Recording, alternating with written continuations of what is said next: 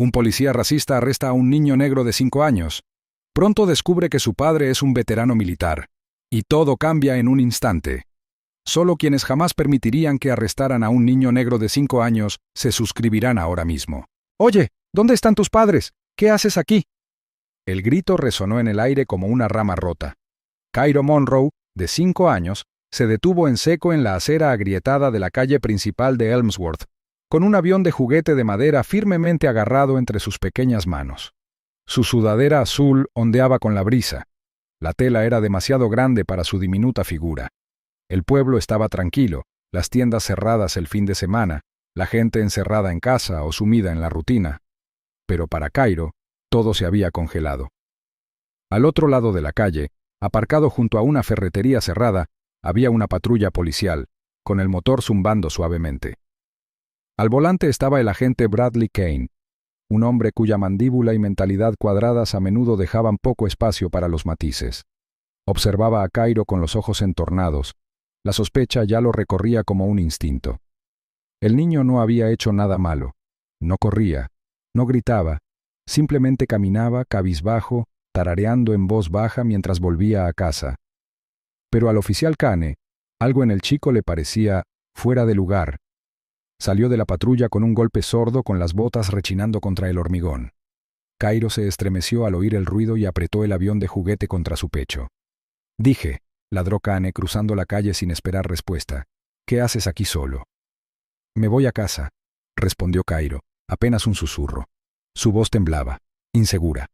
Sus ojos se dirigieron al imponente hombre uniformado. Bradley Kane frunció el ceño. «¿Dónde está tu casa entonces?» Cairo dudó, sin saber si señalar o correr. «Por allá», dijo en voz baja, señalando vagamente calle abajo. «¿Por allá?», repitió Kane con un tono burlón en la voz. Se acercó, con las manos apoyadas en el cinturón de herramientas. «¿Tienes algún nombre?» «Cairo». «¿Cairo qué?» El chico dudó. «Monroe, mi papá dice que no hables con desconocidos». Kane apretó la mandíbula. «Bueno, tu papá no está aquí ahora mismo, ¿verdad?» Se agachó y agarró a Cairo por la muñeca. El niño gritó de sorpresa, dejando caer su avión de juguete al suelo con un ruido sordo de madera. Antes de que Cairo pudiera reaccionar, el agente ya había sacado un par de bridas de plástico, diseñadas para controlar multitudes, no para niños, y las había apretado firmemente alrededor de las diminutas muñecas del niño. Las manos de Cairo palidecieron por la presión y se le llenaron los ojos de lágrimas. «Por favor, suéltame. No he hecho nada», sollozó, pero sus gritos solo resonaron contra los fríos edificios de ladrillo que los rodeaban. Desde el otro lado de la calle, una voz anciana interrumpió el momento. «Solo es un niño». El señor Lyle, el barbero que había trabajado en Elmsworth durante más de 3 décadas, acababa de salir a tirar basura. Se quedó paralizado a medio paso, observando con incredulidad cómo el agente obligaba al niño a subir a la patrulla. Bradley lo miró de reojo, pero no dijo nada. Buscó la radio que llevaba colgada del hombro. «Aquí la unidad 12. Tengo a un posible fugitivo, un joven de unos 5 años, que se niega a identificar a un tutor. Lo arrestaré». Los sollozos de Cairo se convirtieron en hipo. Su cuerpo temblaba mientras lo levantaban y lo colocaban bruscamente en el asiento trasero de la patrulla. La puerta se cerró tras él con un último golpe metálico. Dentro de la patrulla, la visión del niño se nubló por las lágrimas. Su avión de juguete yacía destrozado en el pavimento, con un ala arrancada por la caída. Afuera, Bradley Kane volvió a subirse al asiento delantero, con la expresión vacía. Miró por el retrovisor. «Viene mi papá», gimió Cairo a través del cristal divisorio, con las bridas aún clavándose en la piel. «Es un soldado». Kane sonrió con suficiencia y negó con la cabeza. «Claro, chico, todos lo dicen». Cairo estaba sentado en la dura silla de metal, con los pies colgando del suelo, las muñequeras de plástico aún clavándose suavemente en la piel de sus pequeñas muñecas. La habitación estaba fría, iluminada por una única bombilla fluorescente que parpadeaba de vez en cuando, proyectando sombras nerviosas sobre las paredes de hormigón. No estaba hecha para niños. No había juguetes, ni carteles brillantes, ni tonos suaves que calmaran el corazón de un niño de 5 años. Era una sala de detención para sospechosos adultos, y Cairo, apenas lo suficientemente alto como para ver por encima de la mesa, estaba solo allí. Afuera, a través de la pequeña ventana cuadrada de la puerta, un grupo de oficiales sentados en sus escritorios, riendo de algo en la pantalla de un teléfono. Sus voces resonaban débilmente a través de la puerta, despreocupadas y distantes. Uno de ellos le lanzó una bolsa de refrigerio a otro. El crujido del envoltorio era más fuerte que los suaves sollozos de Cairo. Ninguno fue a ver cómo estaba. Ninguno le preguntó si necesitaba agua. Ninguno parecía recordar que había un niño detrás de esa puerta, esposado, confundido y aterrorizado. El oficial Bradley Kane estaba sentado en la habitación contigua, encorvado sobre un escritorio, con los dedos golpeando el teclado. Tenía la misma expresión de suficiencia que cuando arrojó a Cairo a la parte trasera de la patrulla. Un café permanecía intacto a su lado, enfriándose. En la pantalla, un informe tomaba forma. Allanamiento, incumplimiento, sospechoso de fuga. Las palabras fueron escritas con pereza, sin pruebas, sin cuidado. No había llamado a servicios sociales. No había buscado ninguna identificación. Ni siquiera se había molestado en preguntar el apellido del niño. Para él, el niño era solo un problema más en un turno de sábado lento. Otra casilla que marcar. Al otro lado de la ciudad, un silencio distinto reinaba en la casa de los Monroe. La puerta crujió al abrirse cuando el mayor Elias Monroe entró. Sus botas, desgastadas tras 6 meses de servicio, dejaban tenues marcas en el suelo de madera. El aroma a libros viejos y limpiador de pino impregnaba el aire. La casa estaba limpia, demasiado limpia. Inmóvil, demasiado inmóvil. Elías se detuvo en la entrada, escudriñando instintivamente con la mirada, igual que lo hacía al entrar en habitaciones oscuras en países extranjeros. Su bolso de lona cayó al suelo. Algo no encajaba. Sabía que Cairo debería haber estado allí. Su hijo siempre lo esperaba junto a la ventana cuando llegaba a casa, siempre, pero no había ninguna figura pequeña corriendo hacia él, ni risas, ni gritos de «¡Papá!», solo silencio. Al entrar en la cocina, el vecino, el señor Garland, un mecánico jubilado, lo llamó desde la puerta lateral abierta. «Elías», dijo, recuperando el aliento. «Bienvenido. Vi algo, no sé si es algo, pero Cairo se dirigía a casa hace una hora. Solo. Fue la última vez que lo vi». La expresión de Elías se agudizó. «¿A qué hora?» «Sobre las 3:30. Son casi las 5». Un músculo se tensó en la mandíbula de Elías. No habló. En cambio, se volvió hacia el armario del pasillo, abrió un estuche negro y sacó una tableta. Sus dedos se movieron con la rapidez de un experto, abriendo una aplicación de rastreo militar que solo había activado una vez. Mostraba una cosa: la baliza de emergencia de Cairo, conectada al reloj inteligente que Elías le había dado el día que se fue, estaba activa, y su última señal provenía del departamento de policía de Elmsworth. Su respiración se hizo más lenta. Su mente, no, se movía como una máquina, tranquilo, calculador. Se puso ropa de civil oscura, se colocó una placa en el cinturón, el emblema negro y plateado de la División Táctica Conjunta, y salió por la puerta. No la cerró de golpe, no gritó, ni siquiera se despidió. No había tiempo para emociones, solo acción. Dentro de la comisaría de Elmsworth, el ambiente no había cambiado. Kane había terminado de escribir y se recostó en su silla, estirándose con un suspiro de satisfacción. «Otro más de la calle», murmuró, golpeando el escritorio con el bolígrafo. Cogió su café y le dio un sorbo, haciendo una mueca por el frío que hacía. En la sala de espera, Cairo se removió en su asiento. Tenía los ojos rojos de llorar, pero había dejado de hacer ruido. Le habían quitado su avión de juguete durante el registro. Ahora solo tenía su sudadera con capucha y el suave zumbido de las luces. Cada vez que vibraba el pomo de la puerta, levantaba la cabeza bruscamente, con la esperanza brillando en sus ojos. Pero no entró nadie. Solo sombras moviéndose fuera del cristal. Se frotó la cara con la manga, secándose las lágrimas que volvían. Tenía miedo, pero más que eso, estaba confundido. No había hecho nada malo, solo caminaba a casa. Su padre le había dicho que si algo salía mal, solo esperara y mantuviera la calma. Así que eso era lo que estaba haciendo, esperando. Pero tenía 5 años. La calma no duraba para siempre. Desde el pasillo una voz distante gritó: «Oye, Kane, un tipo pregunta por un chico. Dice que lo rastreó hasta aquí. Dice que es militar o algo así». Kane rió entre dientes sin girarse. «Que espere. Probablemente algún vecino que intenta hacerse el héroe». De vuelta en la sala de espera, la cabeza de Cairo descansaba sobre la mesa. Sus pequeños dedos se cerraron en puños. El miedo se había convertido en una silenciosa determinación. No tenía edad para explicarlo, pero lo presentía. Algo se avecinaba. Algo grande. Susurró en el silencio, su voz casi demasiado baja para oírla. «Se va a enfadar», dijo Cairo a nadie. «Pero no conmigo». La puerta principal del departamento de policía de Elmsworth se abrió de golpe con un golpe seco que resonó en el silencioso vestíbulo como un disparo de advertencia. Todas las cabezas se giraron. Los agentes detrás del mostrador hicieron una pausa en medio de la conversación, sobresaltados por la repentina interrupción. El hombre que entró no gritó. No tenía por qué hacerlo. Su sola presencia reorganizaba la atmósfera de la sala. Se movía con la quietud de una tormenta justo antes de estallar, mesurado, concentrado e innegablemente autoritario. Elias Monroe entró en la estación iluminada por fluorescentes con expresión indescifrable.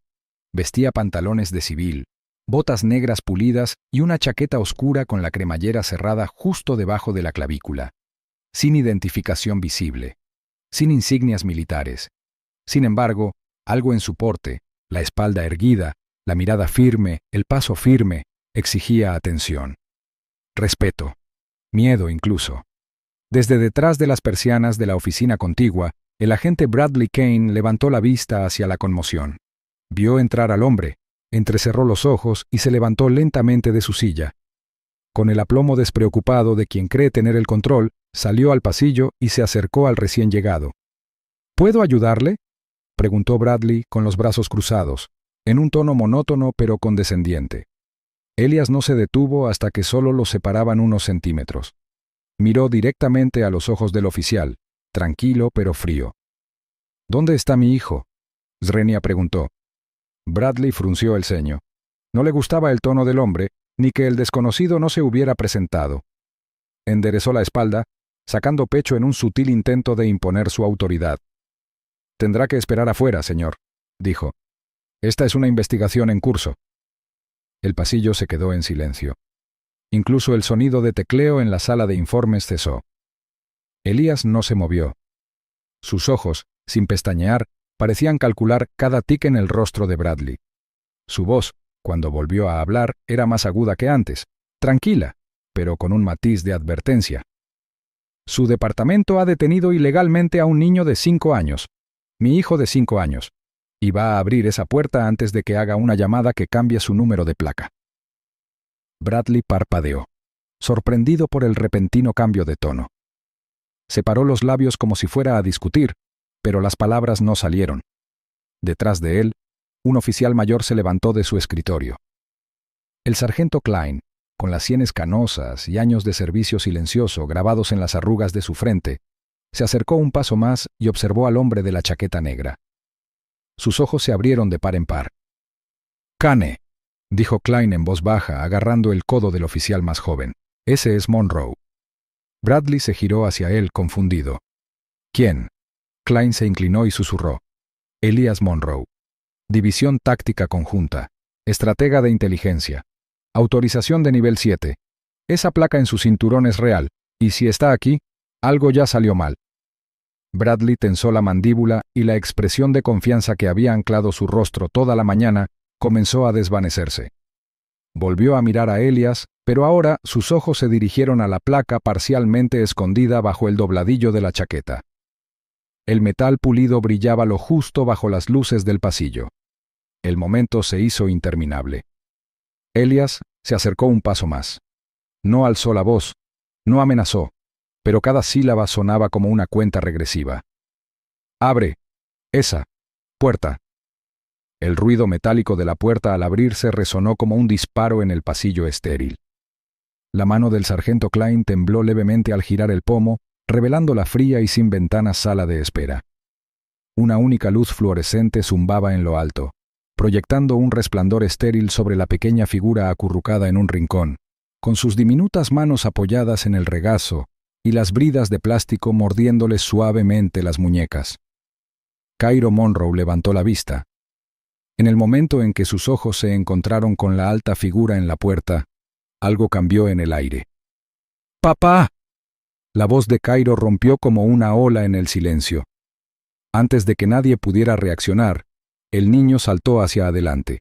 Las ataduras le hacían torpes los brazos, pero sus pies firmes. Elias se arrodilló justo a tiempo para sujetarlo. El cuerpo del niño tembló mientras rodeaba el cuello de su padre con los brazos, hundiendo la cara en el hueco del hombro de Elías. Elias lo abrazó con fuerza, con una mano agarrando la nuca de su hijo, y con la otra, desprendiendo las ataduras con una navaja. Su voz era baja y firme, pero llena de una calidez inquebrantable. Elías enderezó la espalda, mirando fijamente al hombre al otro lado del escritorio. «Quiero una suspensión inmediata, con efecto inmediato, a la espera de una investigación interna». Wexler asintió lentamente, casi aliviado de que pudiera autorizar la exigencia, pero Elias no había terminado. «Quiero que se extraigan y conserven todas las grabaciones de las cámaras corporales, cada segundo desde el momento en que Kane vio a mi hijo hasta el momento en que entré por su puerta». El jefe dudó. «Esas grabaciones, si se divulgan, se divulgarán», interrumpió Elias con voz fría y precisa. «Pero no de mí. No me interesan las apariencias. Me interesa la rendición de cuentas». Wexler se recostó en su silla, con los muelles crujiendo bajo la camisa. Exhaló por la nariz, mirando al techo como si buscara la fuerza para seguir el ritmo.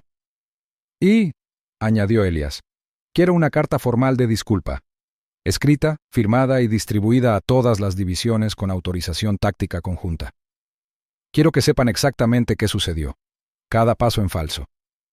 Cada fallo. Wexler parpadeó, con el rostro tenso.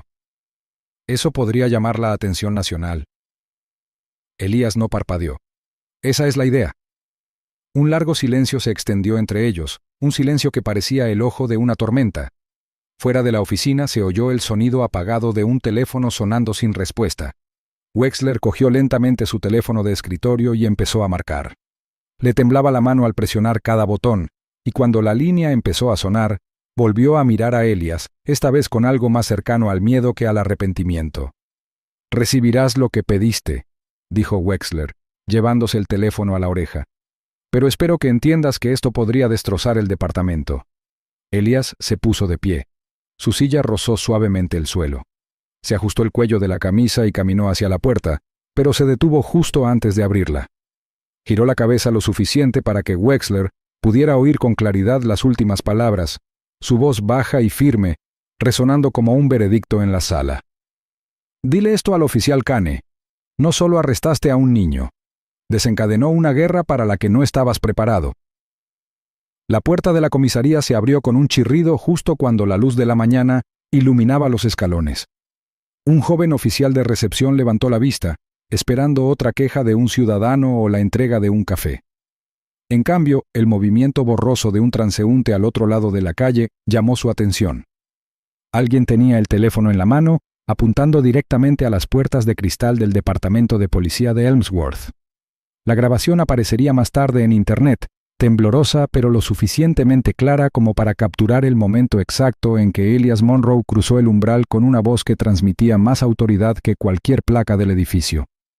«Abre esa puerta», había dicho Elías en voz baja y firme, con la mirada fija en el oficial Bradley Kane. La sala, antes llena del ruido informal de teclados y conversaciones triviales, se sumió en el silencio. En el vídeo se veían cabezas girando, mandíbulas apretadas y oficiales tensos como si un general de mayor rango hubiera entrado en sus filas. Y, en cierto modo, así era. El vídeo terminaba con un niño con los ojos muy abiertos, Cairo, corriendo a los brazos de su padre, aferrándose a él como si el mundo se hubiera derrumbado tras los muros de la comisaría. Nadie que viera el video oyó lo que Elías le susurró a su hijo, pero su expresión lo decía todo. Esto no había terminado. Al amanecer, el video había acumulado miles de compartidos, llegando a las salas de redacción más rápido que el informe oficial del departamento. Los medios locales se apresuraron a verificarlo. En cuestión de horas, apareció el primer titular: Policía detiene injustamente a un niño de 5 años. La identidad de su padre lo cambia todo. Esa frase se quedó grabada, repitiéndose en las pantallas como una sirena. Y mientras la gente protestaba, el hombre en el centro de todo, el mayor Elias Monroe, permaneció en silencio. Dentro de la estación, el ambiente cambió como un cambio de marea. Los oficiales se movían con más silencio, cuidaban sus palabras con más cuidado. Las placas de bronce en las paredes de repente se sintieron más frías. A la mañana siguiente, 2 sedanes negros llegaron sin sirenas ni ceremonias. 4 hombres con trajes oscuros salieron, llevando solo delgadas carpetas negras y ojos de acero. Asuntos Internos había llegado. Bradley Kane, ahora suspendido pero aún detenido en el edificio por tecnicismos, paseaba por el vestuario con la mandíbula apretada. Ya había empezado a forjar una narrativa que pintaba a Cairo como un niño asustado y poco cooperativo, tal vez incluso con problemas mentales. El chico estaba nervioso, le murmuró al agente Jensen. Miraba a su alrededor como si ocultara algo. Jensen no respondió. Simplemente se ajustó el cinturón y salió. Cuando los agentes de Asuntos Internos entraron en la sala de revisión de pruebas, pidieron 3 cosas: las grabaciones de la cámara corporal de Bradley, el informe del arresto y cualquier registro de comunicaciones de la tarde del incidente. Fueron educados pero firmes. Un agente, un hombre alto con una sutil cicatriz en el pómulo, se inclinó y preguntó: ¿se contactó con algún servicio de atención a la infancia? El técnico tras el mostrador dudó. No, señor. El agente Kane dijo que no era necesario. El silencio que siguió fue denso. De vuelta en la sala de reuniones, Elías estaba sentado en un rincón, con los brazos cruzados, observando desde detrás de una ventana tintada. No había pedido asiento, pero nadie se había atrevido a negárselo. Su rostro era indescifrable, pero su presencia irradiaba presión. No dijo nada, solo observó, como si esperara que algo preciso se derrumbara por su propio peso. Esa misma tarde, finalmente se cargaron y revisaron las imágenes de la cámara corporal. La sala estaba llena de agentes, algunos de Elmsworth, otros que habían llegado con Asuntos Internos. El video se reproducía en una pantalla montada.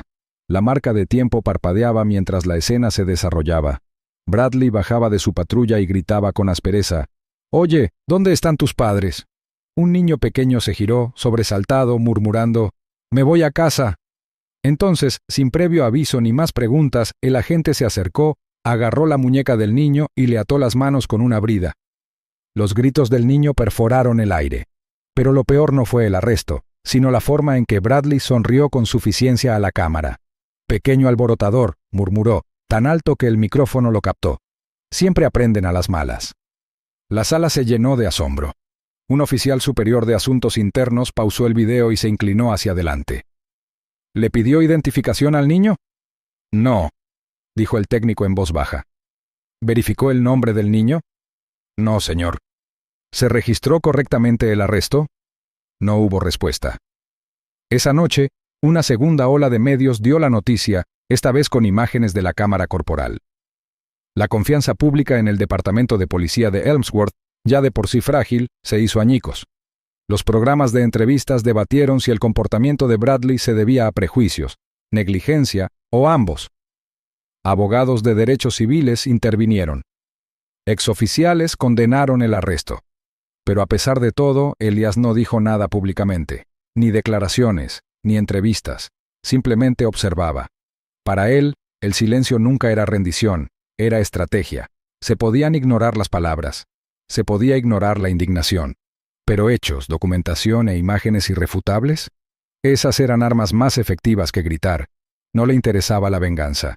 Lo que quería era una rendición de cuentas sistemática. Esa noche, sentado en su porche, Elías recibió un mensaje en su línea segura. Fue breve. La Junta Federal de Supervisión Civil ha recibido las imágenes. La revisión comienza de inmediato. Cerró el teléfono y se recostó en la silla, con la brisa nocturna rozando su chaqueta. En algún lugar de la calle, un grupo de vecinos se reunió frente a sus casas, susurrando sobre lo sucedido. Algunos lo miraron. No saludó. No habló. Solo asintió una vez. Dentro, Cairo dormía, con el avión de juguete aún en la mano. Elias se acercó, arropó a su hijo con una manta y se detuvo un largo momento, con la mano apoyada suavemente en el hombro del niño. Durante todos los años que había estudiado tácticas, espionaje y seguridad global, nada le había parecido tan personal. No se trataba de una misión. Se trataba de confianza, una confianza que se había roto de la manera más imperdonable. De vuelta en la comisaría, el peso del silencio de Elías comenzaba a calar hondo. El agente Kane había intentado contactar con un abogado del sindicato, pero nadie le devolvió las llamadas. A medianoche había circulado un memorando interno. Toda la comunicación y documentación relativa a la conducta del agente Kane debe presentarse a las autoridades federales con efecto inmediato. Y aún así, Elías no dijo nada. Pero cualquiera que prestara atención podía sentirla. Esa creciente sensación de tensión, ese lento apretarse de la soga, no por venganza, sino por pura y calculada justicia. Cada movimiento era deliberado, cada retraso, un mensaje. Mientras las luces de la estación se atenuaban y los vehículos de asuntos internos salían, nadie se atrevió a decirlo en voz alta, pero la certeza flotaba en el aire. A veces el silencio no es debilidad, es presión creciente. El monitor brilló suavemente en la habitación a oscuras mientras Elías se inclinaba hacia adelante, con los dedos sobre el teclado. En el momento en que las imágenes de la cámara corporal llegaron a manos federales, supo que la lucha era más grande que el oficial Kane. Era sistémica. No le interesaba esperar informes lentos ni suspensiones a medias. Tenía acceso a herramientas que la mayoría de los civiles no tenían, y ahora iba a usarlas. Su portátil, protegido con cifrado de grado militar, abría un canal reservado para los oficiales de la División Táctica Conjunta. A través de un portal clasificado, Elías inició una búsqueda. Registros internos de conducta, evaluaciones de personal y memorandos disciplinarios vinculados al Departamento de Policía de Elmsworth. No tardó mucho. Empezaron a aparecer nombres, fechas, etiquetas, pero lo que lo detuvo en seco fue la consistencia. El agente Bradley Kane había sido objeto de 9 denuncias oficiales en los últimos 5 años, todas presentadas por familias negras o latinas. Cada denuncia seguía el mismo patrón: fuerza excesiva, intimidación verbal, detención ilegal, y todas habían sido desestimadas sin el debido seguimiento. ¿La justificación? Pruebas insuficientes. Elías entrecerró los ojos. Eso no es casualidad, murmuró.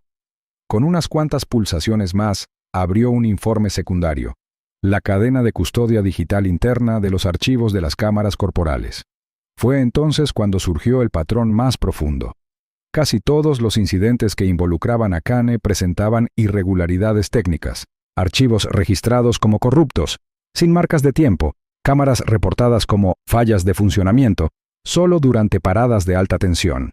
En un caso se describió a un adolescente que fue arrojado contra un coche patrulla por cruzar la calle de forma imprudente, pero la filmación terminó misteriosamente 20 segundos antes de que comenzara el enfrentamiento. Cuanto más investigaba Elías, peor se ponía la cosa. Centró su atención en las autoridades encargadas de cada denuncia. Un nombre surgía una y otra vez: el sargento Owen Klein.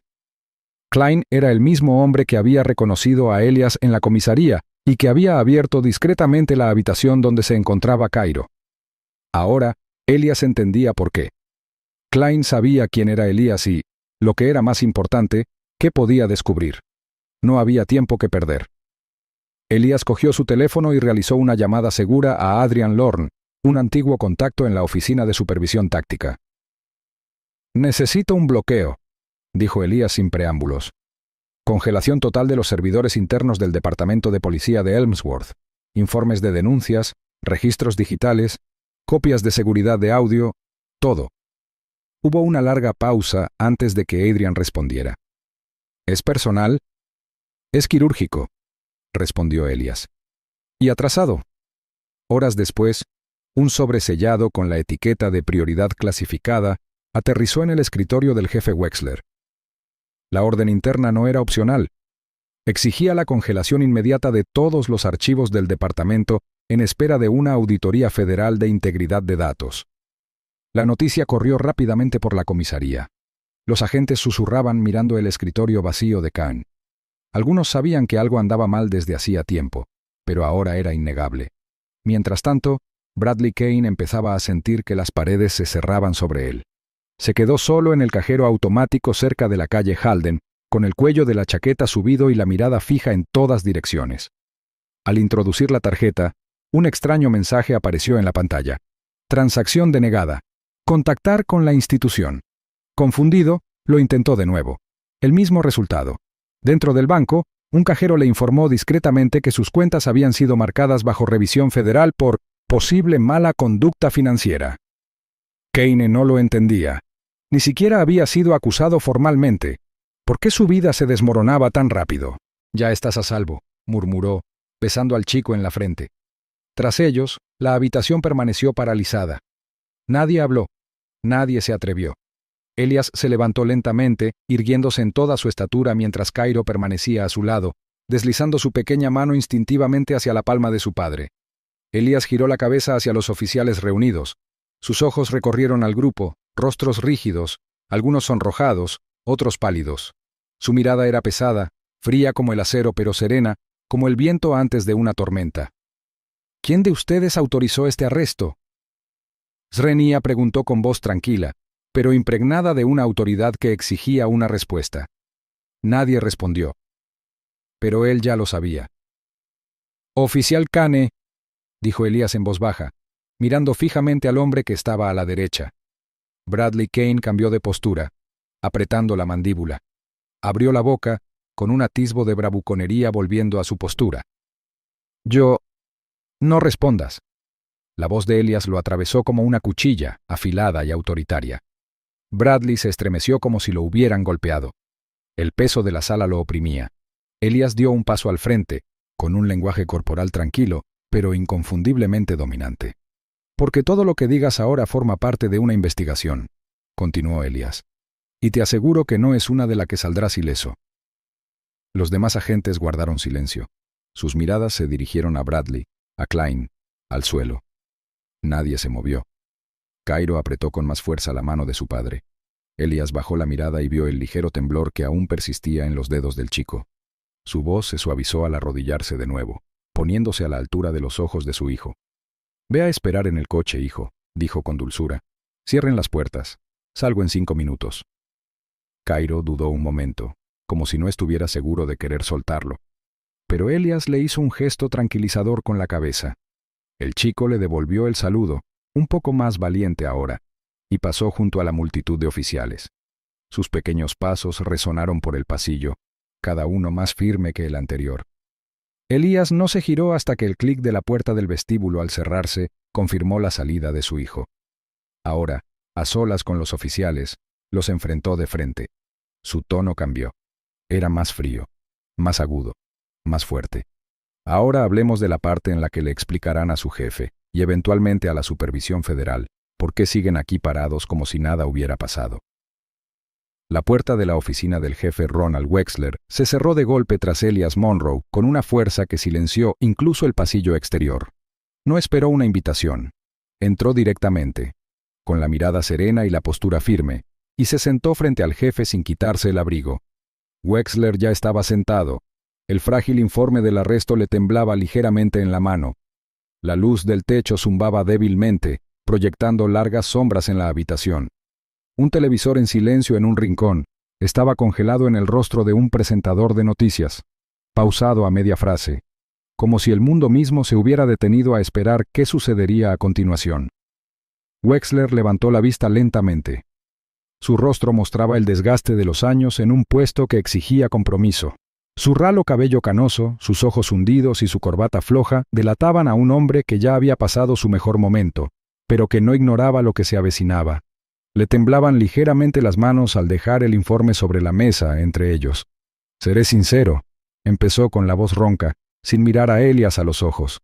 «No es la primera vez que el agente Kane actúa con imprudencia, pero esto...»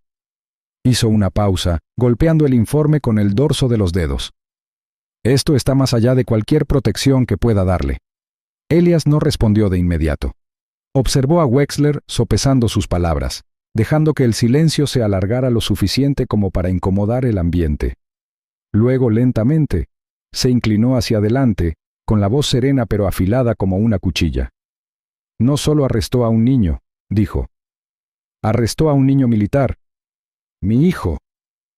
Wexler abrió la boca, pero Elias levantó un dedo, no para silenciarlo con arrogancia, sino con control. Y peor aún, continuó Elías con un tono más sombrío, ignoró el protocolo, se saltó la verificación de identidad, no alertó a los servicios de menores y violó las normas federales de manejo de menores. Tiró a mi hijo de 5 años en la parte trasera de una patrulla y lo dejó en una sala de interrogatorios durante más de 1 hora. Solo. Wexler hizo una mueca, la realidad eclipsando cualquier excusa que pudiera haber preparado.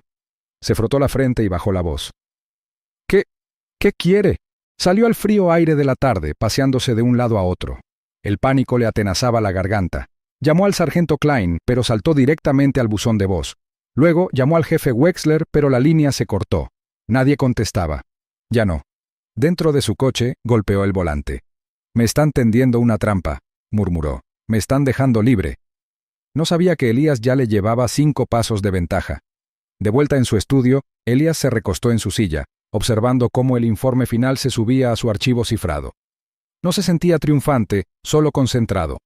Cada clic, cada archivo recuperado, cada documento censurado desclasificado, construía un panorama más amplio. No se trataba de un solo agente abusando de su poder. Se trataba de un sistema que lo protegía, lo habilitaba, enterrando la verdad tan profundamente que solo alguien con la autorización de Elías podía sacarla a la luz. Pero ya no se trataba solo de justicia. Mientras revisaba los registros de quejas, Elías notó algo más, una pequeña nota en un informe, fechada 2 años antes. Se refería a un niño diferente. Edad similar, escenario de arresto similar. El informe se había cerrado sin seguimiento y el padre figuraba como inalcanzable. Klein también había firmado ese caso. La mano de Elías se aferró al borde del escritorio. Se puso de pie y miró por la ventana hacia la tranquila calle de abajo. El viento amainaba, el cielo estaba pesado. No se oían gritos ni sirenas, solo el silencio que precede a una tormenta. Ya no se trataba de venganza, se dijo Elías en voz baja pero firme. Se trataba de limpiar la casa. Si esta historia te enfureció, no solo la veas, suscríbete y defiende a nuestros hijos. La sala se quedó en silencio en cuanto Elías Monroe entró, sin presentación, sin anuncio. Solo el sonido de las pesadas puertas cerrándose tras él y el sutil crujido del suelo de madera desgastada bajo sus botas. Filas de sillas plegables daban a un modesto podio en la parte delantera del salón comunitario, un espacio tenuemente iluminado por fluorescentes parpadeantes y viejos ventiladores de techo que zumbaban arriba. Docenas de hombres, padres, tíos y abuelos estaban sentados hombro con hombro. Algunos aferraban sus cuadernos, otros sostenían fotos antiguas, documentos, o simplemente se retorcían las manos como si intentaran retener algo. Elías examinó la habitación con el agudo instinto de un hombre entrenado para evaluar amenazas, pero lo que vio allí no fue peligro, sino daño. Rostros cansados, confianza herida, rabia silenciosa. No habló, todavía no. Se movió hacia un lado de la habitación, apoyándose en la pared con los brazos cruzados. El silencio se prolongó hasta que un hombre con una chaqueta verde oscuro se levantó y se aclaró la garganta. «Me llamo Darius», dijo con la voz ligeramente temblorosa. Levantó una foto, una imagen granulada de un adolescente con el brazo escayolado. «Este es mi hijo, Jamal. Hace 2 años, el agente Kane lo estrelló contra una patrulla por andar en patineta frente a una tienda. Dijo que encajaba con la descripción. Sin cargos, sin disculpas. Solo un brazo roto y un chico asustado que ya no sale». Elías asintió una vez, lentamente. Otro hombre se levantó. «Me pararon 4 veces el mes pasado», dijo con la voz tensa. 4 veces, simplemente llevando a mi hija a la escuela. Me preguntaron si de verdad era mía. Cada vez que decía que sí, se ponían más agresivos. Uno incluso se rió como si fuera un juego. Un murmullo de asentimiento recorrió la sala como una ola lenta. Elías exhaló y dio un paso al frente. Todas las miradas se posaron en él. «No vine a que me aplaudieran», dijo en voz baja pero firme. «Vine porque estoy cansado de reaccionar cuando el daño ya está hecho». Hizo una pausa, mirando fijamente a un hombre, luego a otro. «He estado en suficientes salas de guerra para saber cuándo un sistema se está pudriendo desde dentro. Y este no está roto, está manipulado». El peso de sus palabras se hundió en el silencio. «No necesitamos más ira», Necesitamos más estrategia. Alguien cerca del frente se inclinó hacia adelante. La sala escuchaba ahora, no solo por curiosidad, sino por necesidad. Esto es más grande que un hombre, continuó Elías. Se trata de una estructura que protege el silencio y castiga la verdad, así que esto es lo que vamos a hacer. Metió la mano en su abrigo y sacó un solo documento. Se trata de los estatutos de un grupo de trabajo dirigido por civiles. Ya ha sido revisado por expertos legales, respaldados por oficiales de inteligencia con los que serví en el extranjero, hombres que entienden los sistemas y cómo desmantelarlos. Se lo entregó al hombre más cercano de la primera fila. Nuestra misión es simple. Vamos a revisar todos los casos de mala conducta relacionados con el Departamento de Policía de Elmsworth en los últimos 10 años. Cada informe, cada queja suprimida, cada cámara corporal que falló misteriosamente. Una oleada de incredulidad y cautelosa esperanza se extendió por la sala. Se han salido con la suya, dijo Elías con la voz más aguda, porque nadie tenía los medios para contraatacar con una estructura, hasta ahora. Un hombre en el centro se puso de pie, con los puños apretados a los costados. ¿De verdad crees que nos dejarán sacar todo eso a la luz? ¿Crees que simplemente nos lo entregarán? Elías ladeó ligeramente la cabeza. No lo harán, pero no tendrán otra opción. Cuando se cuenta con apoyo federal e investigadores capacitados, las puertas no se abren así como así, sino que se caen de las bisagras. Estalló una risa nerviosa y aliviada. Pero lo haremos limpio, añadió Elías. No quemamos la casa, reemplazamos los cimientos. Había algo en el aire. No solo tensión, sino determinación. Una silenciosa disposición que no había existido minutos antes. En el rincón más alejado de la sala, un chico apenas más alto que la silla en la que estaba sentado levantó la mano. Su voz era baja, pero clara. ¿Vas a asegurarte de que no vuelva a suceder? La pregunta flotaba sobre la multitud, suave pero afilada como una cuchilla. Elías lo miró un largo instante. Su expresión no cambió, pero su mirada se suavizó. Eso no es una esperanza, dijo. Es una misión. Llamaron a la puerta, no fuerte, sin prisa, solo un golpe lento, seguido de silencio. Elías Monroe entrecerró los ojos. Era casi medianoche y no esperaba a nadie. Se movió sin vacilar, silencioso, preciso. La casa estaba a oscuras, salvo por la tenue luz de una lámpara de escritorio en su estudio. Metió la mano debajo de la mesa, rozando con los dedos el mango de una pequeña porra de seguridad, y se acercó a la puerta. Cuando la abrió, un joven vestido de civil estaba de pie bajo la luz del porche, con la sudadera húmeda por la llovizna nocturna. Aparentaba apenas 20 años, sin placa, sin presentación, solo un destello de urgencia en sus ojos. Miró por encima del hombro antes de hablar. «Señor, necesita ver esto», dijo el hombre, con la voz apenas por encima de un susurro. Extendió una pequeña memoria USB sin marcar en la mano de Elías. Se giró y desapareció en la oscuridad antes de que pudiera pronunciar otra palabra. Elías no perdió el tiempo. De vuelta adentro conectó la memoria a un terminal seguro al fondo de su estudio. Una configuración diseñada para cifrado, descifrado y análisis sin conexión de alto nivel. Sus dedos se movieron rápidamente sobre el teclado. En cuestión de segundos la pantalla se llenó con una serie de carpetas y registros de datos. Una carpeta le llamó la atención. Interno, Wexler Fortress Com. La abrió. Docenas de correos electrónicos. La mayoría eran aburridos. Horarios de reuniones, actualizaciones de contratos, preparación de prensa. Pero entonces vio uno, marcado en rojo. El asunto decía: Plan de contención de Monroe, opciones preventivas. Apretó la mandíbula al abrir el archivo. El correo electrónico era del jefe Ronald Wexler a un representante de Fortress Consulting, una firma sombría con poca presencia pública y un largo historial de silencio a cambio de dinero. El cuerpo del mensaje describía varias estrategias: filtraciones de desinformación, manipulación en redes sociales y, lo peor de todo, alteración de la percepción pública mediante exposición psicológica. Incluso se sugirió elaborar un expediente conductual sobre Cairo Monroe para obtener influencia a largo plazo. El pulso de Elías se calmó, pero no por miedo, por cálculo. No intentaban recuperarse del incidente del parque, intentaban borrarlo, y a él también. Se recostó, escudriñando los rincones oscuros de la habitación, con la mente ya puesta en el protocolo. Ya no se trataba de un oficial corrupto ni de un departamento, Era el comienzo de una guerra que se libraba en salas de juntas y bóvedas de datos, no en las calles. Y acababan de volver a convertirlo en algo personal. Copió todo el material a un archivo clasificado e insertó 3 unidades en blanco en el concentrador. Una copia iría a su abogado, Dominic Gray, un especialista constitucional con experiencia en autorizaciones.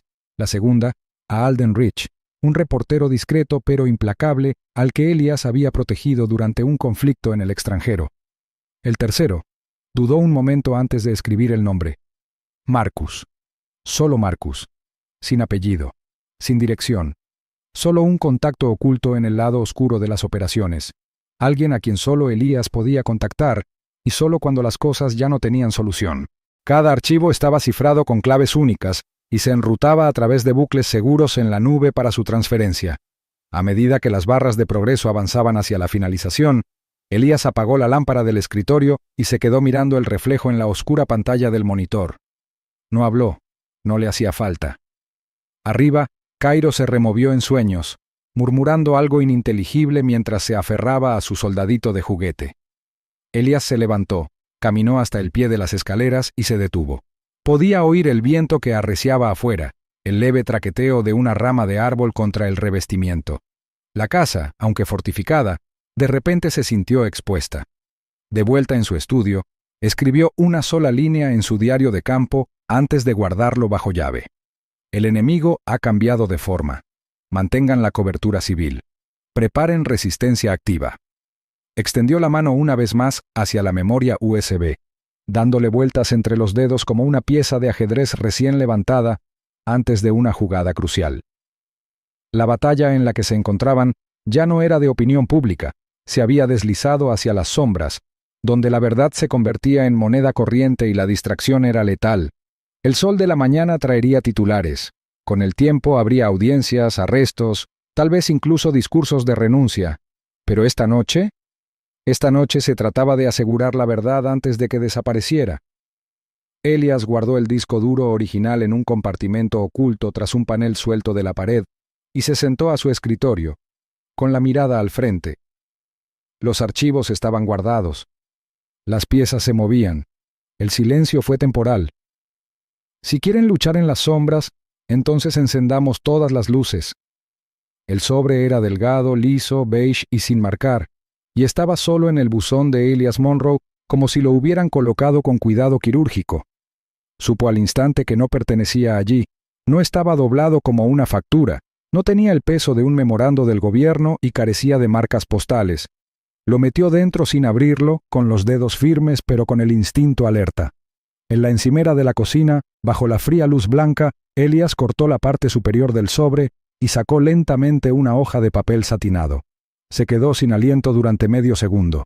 Era una fotografía borrosa, tomada desde lejos, pero inconfundible. Mostraba a Cairo afuera de su escuela, de pie sobre el asfalto cerca del trepador, con la mochila ligeramente torcida y los brazos medio levantados, jugando.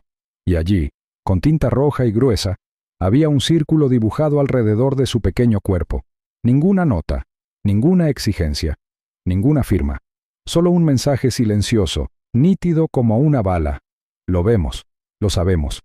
Elias se quedó mirando la imagen un buen rato. Su expresión no cambió. Al principio no, pero su mandíbula se tensó. Sus dedos, aunque tranquilos, se curvaron ligeramente en los bordes del papel. Entonces, sin decir palabra, dejó la foto, giró sobre sus talones y se dirigió al estudio seguro en la parte trasera de la casa. El primer paso fue la protección. Cairo fue transferido de la escuela primaria Rosemont por la mañana. Elias contactó con un colega de confianza del Departamento de Educación, usando una línea segura. En cuestión de horas, se creó una nueva identidad, nuevos registros, una nueva escuela, y se le asignó un conductor para que se integrara como padre voluntario. Pero el verdadero guardián era Devon Tate. Devon llegó antes del amanecer. Alto, de hombros anchos y tan tranquilo como siempre, vestía una cazadora sencilla y solo llevaba una pequeña bolsa de lona. No hubo saludos. Elias simplemente abrió la puerta, se hizo a un lado y Devon entró. ¿El horario de Cairo? Component Placement, preguntó Devon, dejando la bolsa en el suelo. Elias le entregó una hoja mecanografiada. Está a tu sombra hasta nuevo aviso. Devon asintió con la cabeza. Entendido. A continuación, vino la ofensiva. Elias regresó a su estudio, se sentó frente a la terminal segura y abrió la carpeta cifrada con la etiqueta Fortress. Dentro estaban los correos electrónicos incriminatorios que había recibido apenas unos días antes, mensajes entre el jefe Wexler y ejecutivos de Fortress Consulting, una firma privada conocida por su discreto trabajo en mitigación de riesgos. Los correos electrónicos insinuaban estrategias de contención, solicitudes de vigilancia y frases como minimizar la exposición mediante la alteración de la credibilidad del padre. Un mensaje, fechado al día siguiente del enfrentamiento de Elías en la comisaría, decía simplemente: «Su silencio es peligroso, quizás tengamos que obligarlo a actuar». Eso fue suficiente. Elías redactó una petición formal bajo la Ley de Aplicación de la Protección de Denunciantes, citando a Fortress Consulting por mala conducta sistémica e interferencia ilícita en investigaciones del sector público. Adjuntó copias anotadas de los correos electrónicos, registros de metadatos y pruebas de los contratos de Fortress en 6 condados, contratos que habían permanecido ocultos al escrutinio público durante mucho tiempo. Al final del siguiente día hábil, la petición llegó a manos federales. La noticia saltó antes del atardecer. La noticia se extendió rápidamente en Internet. Los titulares gritaban: «Estratega militar presenta una petición federal contra un contratista de policía privado». Las imágenes del anterior encuentro de Elias en la comisaría resurgieron, intercaladas con las nuevas revelaciones. De repente, Fortress Consulting dejó de ser invisible. Los periodistas desenterraron el pasado de la empresa, exponiendo una red de sobornos ocultos, investigaciones cerradas y departamentos de policía que parecían inmunes a las consecuencias. Luego llegaron las citaciones. El director ejecutivo de Fortress fue citado a un panel federal a puerta cerrada en Washington. Corrieron rumores sobre la renuncia de gerentes de nivel medio de la noche a la mañana. Grupos de vigilancia en línea recopilaron archivos, conectando los puntos que Elias había dejado a la vista. Y a pesar de todo, Elias siguió trabajando, con calma y metódicamente, a través de su equipo de trabajo civil. En cuestión de días, su equipo descubrió firmas falsificadas en los informes de quejas, evidencia de marcas de tiempo alteradas en los registros de las cámaras corporales de los agentes y 2 sistemas digitales de casos separados, mantenidos por el Departamento de Policía de Elmsworth. Uno de acceso público y otro oculto, de uso interno, editado manualmente y plagado de omisiones. El engaño no fue accidental. Fue un plan. Una noche, un joven analista del equipo de trabajo de Elias entró corriendo en la sala, sosteniendo un expediente. «Señor», dijo con la voz tensa por la incredulidad, «han estado ocultando quejas de uso de la fuerza aprobadas durante años. Algunas ni siquiera llegaron a ser revisadas. Mire esto, registros de quejas de familias que nunca recibieron una llamada». Elias tomó la carpeta y la hojeó. Nombres, edades, acusaciones, todas marcadas como cerradas por falta de pruebas. Exhaló por la nariz, cerró la carpeta y se levantó de su escritorio. «Empiece a recopilar listas de testigos», dijo. «Ya no solo investigamos, documentamos». Dio la orden con calma, como un general movilizando tropas, no por falta de emociones, sino porque sabía el precio de dejarse controlar. Más tarde esa semana, durante una entrevista televisada a nivel nacional, un reportero le preguntó a Elias por qué nunca parecía enfadado. Hizo una pausa, miró directamente a la cámara y dijo las únicas palabras que necesitaban ser escuchadas. «Lo más aterrador del poder no es quien lo tiene, es lo que están dispuestos a ocultar para conservarlo». El oficial Bradley Kane no miró atrás mientras recorría el muelle de carga del almacén conectado a Fortress, a las afueras de Elmsworth. Vestido con un sencillo uniforme gris y una placa con el nombre Hot Warner, se mimetizaba con los demás guardias del turno de noche. Pero a diferencia de ellos, no solo eludía un trabajo normal, sino que eludía rendir cuentas. No había asistido a ninguna audiencia de revisión interna, y su viejo teléfono policial se había apagado hacía días. Sin embargo, Kane no había terminado. No se escondía por miedo. Estaba calculando, esperando el momento oportuno para hablar, si eso significaba salvarse. Dentro de un motel con poca luz, 2 pueblos más allá, Elias Monroe estaba sentado al borde de una cama, moviendo los dedos sobre el teclado de una computadora portátil mientras datos cifrados fluían a la pantalla. El FBI le había dado acceso temporal a una herramienta de rastreo forense. Era un trabajo silencioso, sin titulares, sin prensa, pero quirúrgico. Fue entonces cuando sucedió. Un solo ping del dispositivo desmantelado de Kane. El mensaje era corto, escrito a toda prisa, probablemente de un mensaje quemador enviado a través de una vieja torre de señales en la Ruta 19. Si me matan, lo llevo conmigo. La palabra él resonó, fría y calculada. Elias apretó la mandíbula. No se trataba de él. Se trataba de otra persona. Lo leyó de nuevo. Kane no planeaba huir. Se estaba preparando para cambiar de opinión. Elias respondió con una sola palabra. «Nos vemos». Luego añadió una ubicación. Una parada de camiones en la autopista 7, terreno neutral, lejos de cámaras o satélites. No sabía si Kane aparecería, pero si aparecía, Elias debía estar preparado. Salió de inmediato, llevándose solo su teléfono y una bolsa con documentos de autorización federal. El viaje fue largo, y la noche se había tragado la carretera, tiñéndolo todo de tonos grises. El cielo estaba cargado de nubes, como si contuviera la respiración. Cuando Elías llegó, examinó el aparcamiento desde su vehículo. Había algunos camiones estacionados, con los motores zumbando suavemente. Las luces fluorescentes zumbaban débilmente en lo alto. Dentro del restaurante de la parada de camiones, dos ancianos jugaban a las cartas cerca de la ventana, con la risa amortiguada por el cristal. Pero no había rastro de Kane. Aún así, Elías entró. Avanzó por el estrecho pasillo entre las cabinas hasta llegar a una mesa cerca de la esquina del fondo. Estaba vacía, salvo por un vaso de agua medio lleno y una servilleta doblada. Sobre la mesa había una pequeña memoria USB plateada, con una sola palabra garabateada en tinta negra en la servilleta. Seguro. Elías no la tocó de inmediato. Se quedó quieto, observando la habitación con la quietud de un soldado. Ningún movimiento, ninguna señal de vigilancia. Finalmente cogió la memoria USB y se la metió en el bolsillo del abrigo. Salió rápidamente, con el estómago preparado para lo que pudiera contener. De vuelta en su base temporal, Elías conectó la memoria a un dispositivo seguro, protegido de Internet. Los archivos se llenaron al instante, docenas de grabaciones de audio, cada una etiquetada por fecha y hora.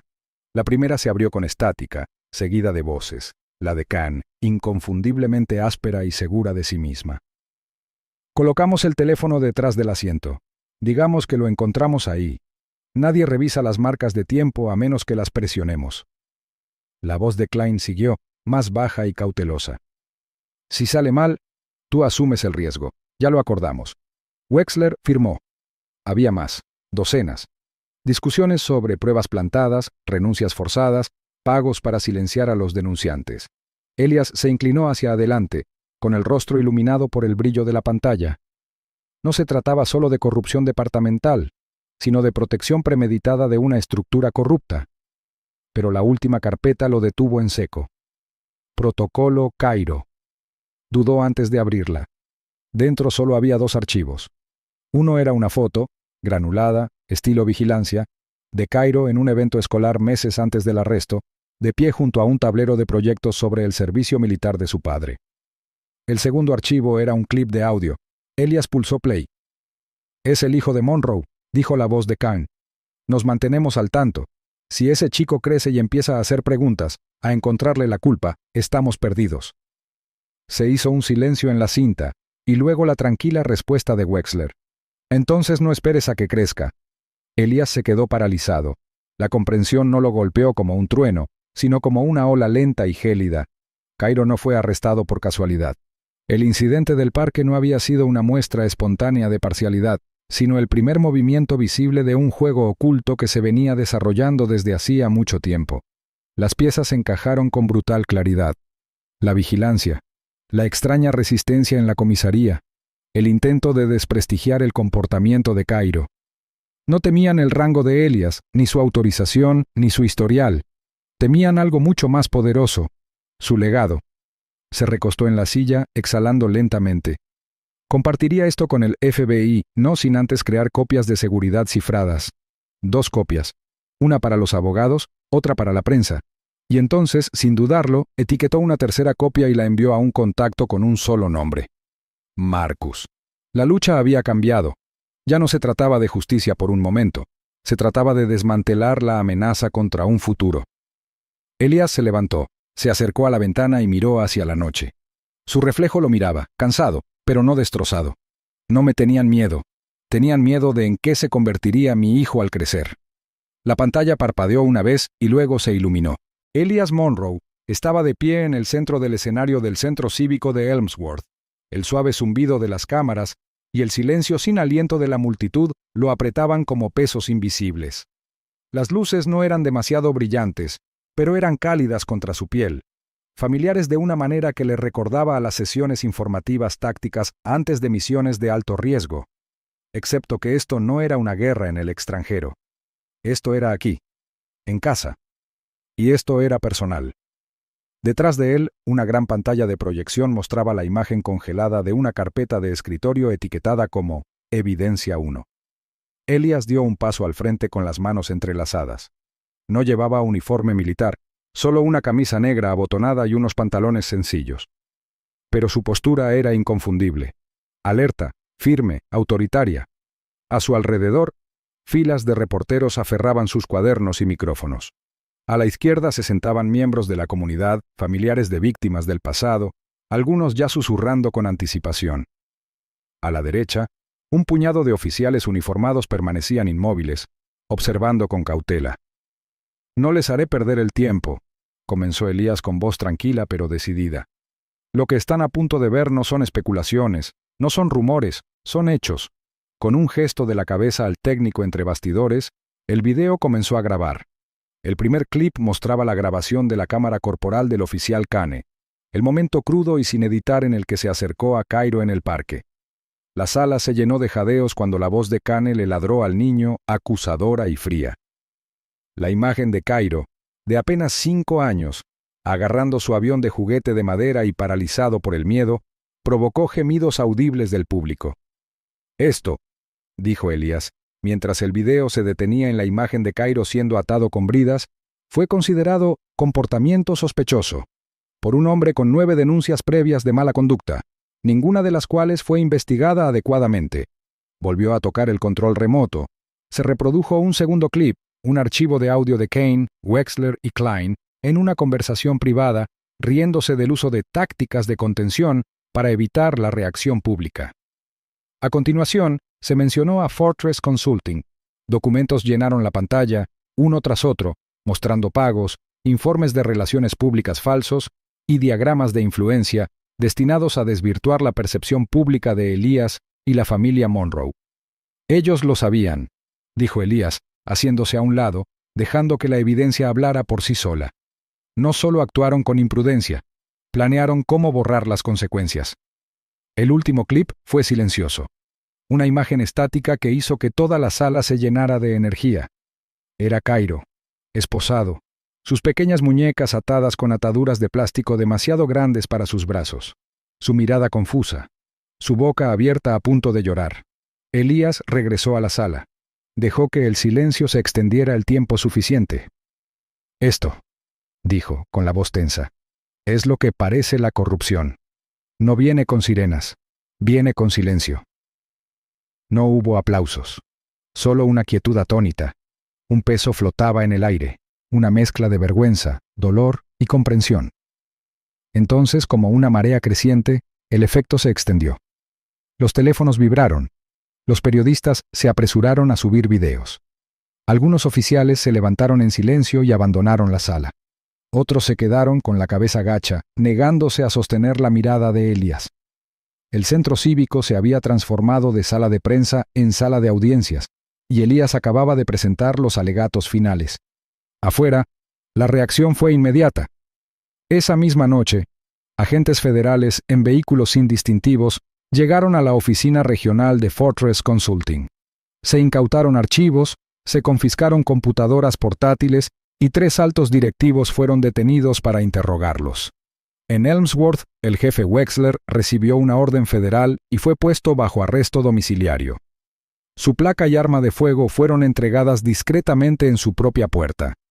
El sargento Klein renunció en cuestión de horas, deslizando un sobre sellado por la ranura del correo de un agente federal justo antes de desaparecer de la vista del público. Su citación permanecería sin entregar, pero no olvidada.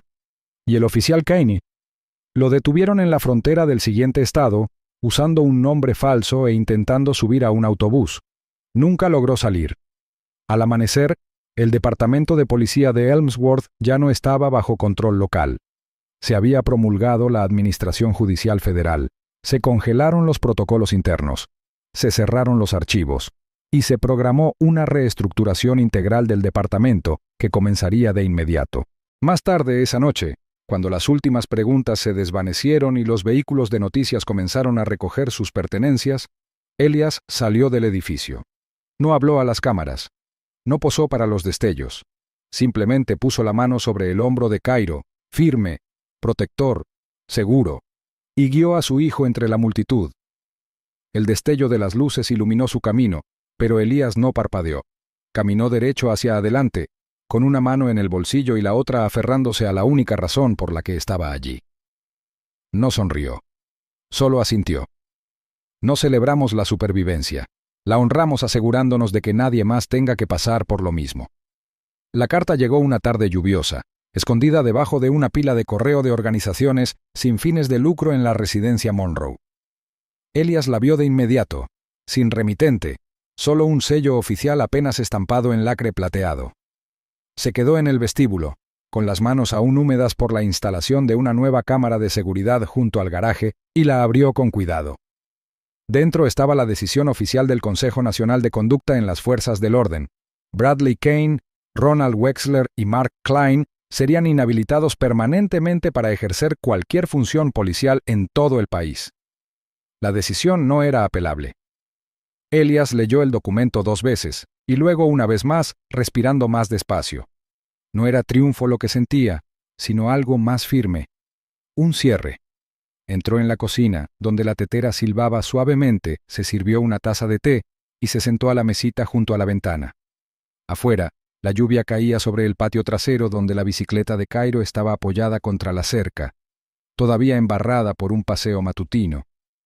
La imagen era pacífica, normal, y eso era lo que la hacía tan poderosa. Pensó en el pasillo del departamento de policía de Elmsworth, en cómo su hijo se había aferrado a él, en el miedo en sus ojos. Ese miedo ya había desaparecido. En los meses transcurridos desde la conferencia de prensa, el departamento de policía de Elmsworth había sido desmantelado y reconstruido. El jefe de policía interino, Marcus Trent, un hombre agudo y discreto con quien Elías había servido en el conflicto del Golfo Norte, fue nombrado sin objeciones públicas. Trent se movió como una sombra, pero dejó tras de sí un rastro de reformas, políticas de cámaras corporales obligatorias, juntas de revisión civil independientes y una base de datos estatal de registros de arrestos a prueba de manipulaciones. Todo cambio trajo consigo resistencia, por supuesto. Pero la resistencia no importó cuando los cimientos mismos fueron destruidos y reconstruidos. Elias había rechazado todas las solicitudes para postularse a un cargo público. Senadores lo habían llamado. Grupos de defensa lo habían rogado. Las cadenas le habían ofrecido entrevistas en horario de máxima audiencia. Él las rechazó todas. No estoy hecho para ser el centro de atención, le había dicho a Trent durante un café semanas antes. Mi trabajo está en la planificación, que otros ocupen el podio. En cambio, fundó el Instituto Monroe, una organización sin fines de lucro que operaba desde un almacén militar reconvertido 2 pueblos más allá. La misión era clara: investigar detenciones ilegales de jóvenes, ofrecer asistencia legal y utilizar análisis encubiertos para descubrir conductas indebidas en distritos rurales donde la supervisión rara vez llegaba. En sus primeros 3 meses, el instituto había registrado 212 casos, la mayoría de ellos inquietantemente similares al de Cairo. Cada día en el instituto, Elías operaba como un general en tiempos de paz. Capacitaba a su personal, todos hombres con los que alguna vez sirvió, logistas, analistas de vigilancia, asistentes legales jubilados con experiencia de campo. Revisaban pruebas digitales, entrevistaban a familias y transmitían los hallazgos a los supervisores federales. Pero Elías siempre se iba a las 4:30 de la tarde. Pase lo que pase. En casa, Cairo prosperaba. El miedo se había desvanecido de su voz. Su porte, antes pequeño e inseguro, ahora se alzaba. Iba y volvía de la escuela solo, sin inmutarse al ver una patrulla.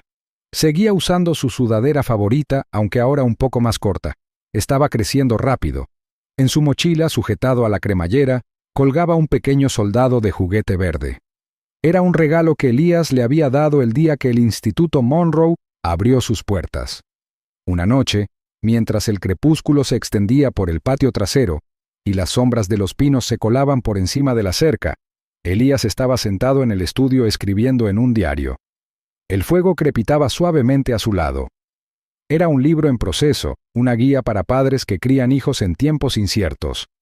No unas memorias, un manual, lleno de principios, estrategias e historias tranquilas. Cairo entró en la habitación, ya en pijama. Sostenía un dibujo que había hecho en clase, él mismo como piloto, de pie frente a un avión con el número 03 en un lateral. Se subió al sofá y se apoyó en el brazo de Elías, dejando el papel en su regazo. «Papá», swingueó con voz suave pero firme. Elías bajó la mirada, marcando su lugar en el diario con un lápiz. «¿Sí? ¿Volverá ese hombre alguna vez?», preguntó Cairo, con la mirada fija en el borde del papel. La pregunta flotaba en el aire como una niebla. Elías no respondió de inmediato. Miró la chimenea, luego a su hijo, el mismo hijo que una vez había llorado en la parte trasera de un coche patrulla y ahora soñaba con volar. «Puede que sí», dijo Elías por fin, con voz tranquila y clara. «Pero si lo hace, no nos encontrará iguales».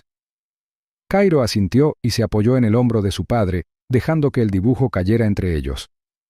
«¿Porque ahora somos más fuertes?». El sobre llegó poco después del mediodía. Era grueso, de color crema, y no tenía ninguna marca en el anverso, ni remitente, ni sello postal, solo el nombre de Elías Monroe en letra de molde. Se quedó en el vestíbulo, dándole vueltas mientras la luz del sol se filtraba a través de los cristales de la puerta principal. Tenía una pesadez, no por peso, sino por implicación. Rompió el sello con una navaja y desdobló el documento judicial oficial que contenía.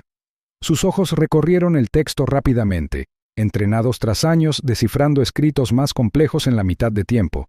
Pero al llegar a la sentencia final, se detuvo. Su pecho se elevó lentamente. El oficial Bradley Kane, el jefe Ronald Wexler y el sargento Howard Klein fueron inhabilitados permanentemente para ejercer cualquier función policial. La sentencia había sido aprobada por la Junta Federal de Revisión de Conducta y firmada por el Poder Judicial Estatal. No se permitían apelaciones. No se permitía su reincorporación en el futuro. Sus carreras estaban acabadas. Elías dobló el papel una vez, luego otra vez, y lo guardó en el sobre. Durante unos largos segundos, se quedó quieto en el pasillo, escuchando el suave crujido del suelo de madera bajo sus botas. No sonrió. No lo celebró. En cambio, entró en la sala, donde Cairo estaba sentado en la alfombra, construyendo una pequeña torre de plástico con bloques desparejados. «Amigo», dijo Elías con suavidad, en voz baja y tranquila. Cairo levantó la vista. «¿Sí, papá?». Elías se arrodilló a su lado y le puso una mano en la espalda. «¿Ese hombre del que hablamos? ¿El que te metió en el coche?». Cairo asintió. «Bastón. No le hará eso a nadie más. Nunca más». El niño bajó la mirada a sus bloques y luego volvió a mirar a su padre. «¿Entonces se acabó?». Elías respiró hondo. «Una parte sí. La parte que importa por ahora». No dijo más. No hacía falta. El sistema judicial, lento y reticente como había sido, finalmente había actuado. Pero Elías sabía que no debía creer que una sola decisión pudiera borrar el daño más profundo, tanto visible como invisible. Durante las semanas siguientes, el impacto de la lucha de Elías se extendió mucho más allá de Elmsworth. Surgieron historias de otros pueblos. Padres, hermanos, tíos y abuelos comenzaron a hablar, algunos por primera vez en años. Aparecieron videos. Se reabrieron las quejas. En todo el país, los titulares pasaron de estadísticas aisladas a relatos personales.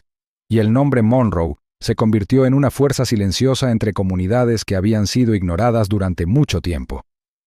El Instituto Monroe, apenas una idea tras el arresto de Cairo, Se había convertido en una organización sin fines de lucro registrada, con analistas, abogados y oficiales retirados con los que Elias había trabajado.